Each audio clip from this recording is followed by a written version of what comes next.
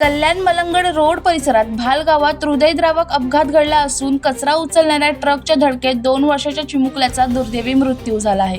या घटनेमुळे परिसरात हळहळ व्यक्त केली जात आहे। मिळालेल्या माहितीनुसार कल्याण डोंबिवली महानगरपालिकेची कचरा उचलणारी गाडी नेहमीप्रमाणे भाल गाव परिसरात आली होती। याच दरम्यान गाडीची धडक 2 वर्षाच्या शिवा राठोड या चिमुरड्याला बसली। अपघातानंतर गंभीर जखमी झालेल्या शिवाला तातडीने रुग्णालयात दाखल करण्यात आले, मात्र उपचार सुरू होण्यापूर्वीच त्याचा मृत्यू झाला। या घटनेनंतर परिसरात शोककळा पसरली असून नागरिकांनी तीव्र संताप व्यक्त केला। या प्रकरणी पोलिसांनी गुन्हा दाखल करत पुढील तपास सुरू केला आहे। या संदर्भात कल्याण पूर्व आमदार सुलभा गायकवाड यांनी संपूर्ण प्रकरणाची माहिती घेऊन या चिमुरड्याच्या कुटुंबाची भेट घेतली। तसेच केडीएमसी प्रशासनाला जाब विचारत याचा तपास करून कडक कारवाई करण्याचे आदेश त्यांनी यावेळी दिले। अशोक कांबळे, जनशक्ती, कल्याण।